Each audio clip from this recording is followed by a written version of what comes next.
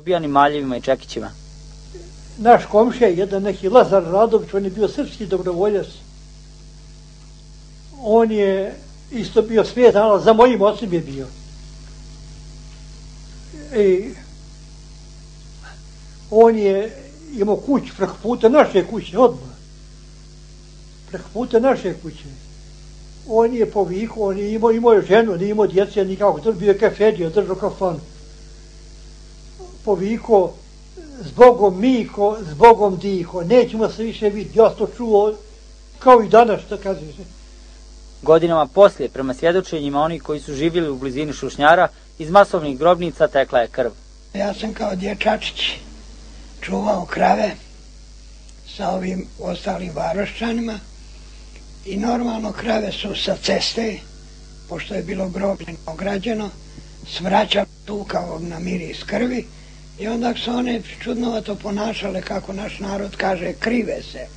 Suze idu, jezik isplažen, džabe nije se moglo nikako drugčije otjerati, nego ne znam, teško, nakon svojih 15 minuta, 20. To dok je natovarilo zemlju, to je kililo, nama đubrilo se i nama je to izlazila krv. Jes 4-5 godina pa je bivala se ona krv, sukrvica, gnoj i ono, znaš. Tuda dolje nasuto mora biti 50 centi, dolje mora biti 20 metara ispod rupa. Nije se moglo trpiti koliko je to išlo vozovno. Šušnjar se smatra trećim po veličini stratištem u Bosni i Hercegovini za vrijeme Drugog svjetskog rata. Na tom mjestu ubijeno je više od 5000 Srba i 50 Jevreja. U izvještaju o stanju u bivšoj Vrbalskoj Banovini od aprila 1941. do marta 1942. godine, koji je sačinio Gestapo, navodi se da je samo na Ivindan 1941. u Sanskom mostu ubijeno oko 3000 mještana srpske nacionalnosti.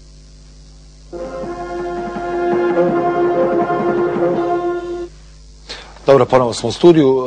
Mihajlo, vidjeli smo sada jedan mali dio ljudi koji su svjedočili o ovom zločinu. Vi ste to mnogo ozbiljnije prikupili, skupljali, istraživali i napisali ste knjigu o tome, o Šušnjaru. Da li je to prva knjiga koja je uopšte izdata o ovom događaju? Pa može se reći da je prva knjiga kad su u pitanju svjedočenja. Bilo je raznih drugih knjiga, odnosno gdje su kao separati u nekim knjigama ili ne znam nija kao... Dobro, i kako su svjedočenja ljudi sa kojima ste vi razgovarali? Pa ovako, ja sam ovo negdje počeo da skupljam negdje 80. godina i mislio sam da objavim jednu knjigu u vezi toga, ali uvijek sam nekako nisam mogao to obraditi, jer su priče bile strašne. Ja sad kad bi to čitao, morali bismo staviti gore zabranjeno gledanje do 98 godina, recimo. Jer to je jezive priče. I onda sam, neću objaviti to i tako je vrijeme prolazilo, došao je rat i onda 95. godine taj rukopis je nestao, na svu sreću opet kao da je odnekle izronio jedan dio toga i ja sam napokon odlučio da objavim jednu knjigu koja se zove Grad na jezeru krvi.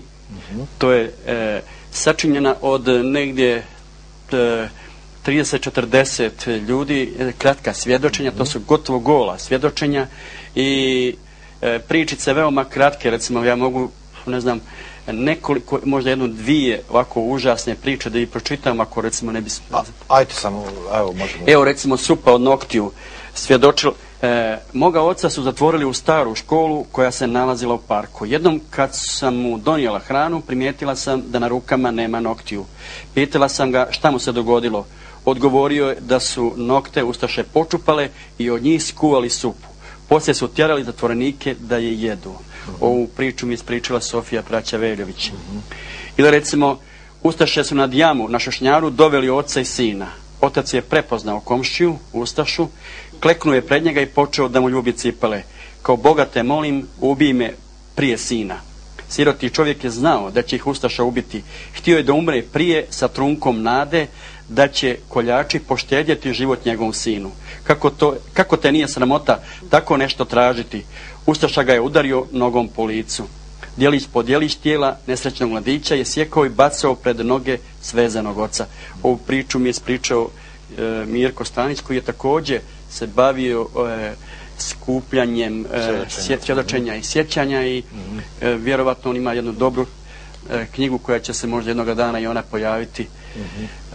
Ova knjiga jeste da ima 30 možda priča, ali su one jezive i mislim i previše opomena. Dobro, gospodine Lukiću, evo čuli smo ove priče o otkopavanju jama nekoliko dana prije i tako dalje. Možemo li govoriti o jednom sistematskom čišćenju Sanskog mosta od Srba? Pa nije samo Sanski most. Ako bi pogledali šire, onda bi svakako došli na Sanski most gdje bismo kazali Šušnjar je napravljen za čišćenje Srba i Jevreja u Sanskom mostu.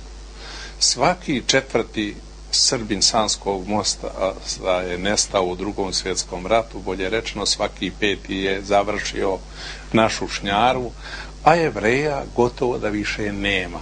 Njih je možda ostalo par procenata koji su izbjegli Sanskog mosta. Danas tamo više ne živi ni jedan Jevrej, o Srbima ne bi htio ni da govori. Da, ali prije možda Šušnjara je u Sanskom mostu dogodio još jedan veliki zločin. Zorka je to već pomenula oko Đurđevdana. I na Markovdan ubili su 27 Srba i objesili ih u parku. To je bio jedan uvertira, odnosno kao uvod u zločin koji se dogodio u julu, odnosno avgustu, početkom avgusta. Jer zločin se zapravo dogodio 2-3 dana, tako? S tim što svi nisu povješani u parku, već samo braća Vidovići. 27, da. Jeste, 9. Dobro, gospođo. Ali to je bio prvi otpor u porobljenoj Jugoslaviji, otprilike tako se računa negdje na Đurđevdan 1941. godine u porobljenoj Jugoslaviji. A taj otpor je uslijedio kada su ustaše počele da prave zulum, da prevrću da jednostavno da ubijaju ljude i onda je narod goloruki je ustao i tek su uz pomoć jedne njemačke baterije uspjeli su ugušiti. Ne ugušiti, nego jednostavno seljaci se povukli. A onda su oni uhvatili mirne ljude koji su slavili Markovdan i pobili ih i kao odmazdu. Dobro, to je znači bilo prije početka, prije onog čuvenog ustanka i tako dalje. Jeste, da. Dobro, gospođo Zorka, kako ste vi preživjeli ovo? Evo, čuli smo da ste pobjegli s bratom koji vas je vodio kroz kukuruz. Šta se dalje dogodilo sa vama? Mi smo ostali naš 8 siročad, nismo imali gdje ni spavat, ni šta jesti. Jedno smo tako po tuđim štalama, kad nema Hrvati nisu htjeli da nas prime, ni muslimani, nego bi mi kad se zamrači onda sami ušli u štalu i sa stokom spavali na slami, s tim da bi ujutro prije svitanja izašli da nas ne vide gazde i da nas ne otjeraju. Jednom smo tako prenoćili u čekaonici na željezničkoj stanici u Sanskom mostu i to gore na tavanu. I taman da zaspemo čujemo neku galamu. Kroz mali prozor gledali smo, najprije ide ko neka pleh muzika i sviraju neku muziku i sada znam tekst, to je Forden Kassern, ona Lili Marlen. Svirali su kao ide vesela povorka, evo uz muziku idu na rad, tako je to izgledalo. Iza te muzike idu sve jedan po jedan u koloni Srbi, ali oni su, svaki je bio vezan žicom ovdje i ispred drugoga, ispred sebe, preko njegovog ramena, tako ako se malo pomjeri, njega reže po vratu. I tako su svi vezani bili u koloni jedan po jedan. Iza njih je nekoliko zaprežnih kola, punih kreča, svakakvih alata, maljeva, drveni, sjekira, ne znam, svakakvi ovi obični alata sa kojim su i ubijali gore i krenuli su prema Šušnjaru.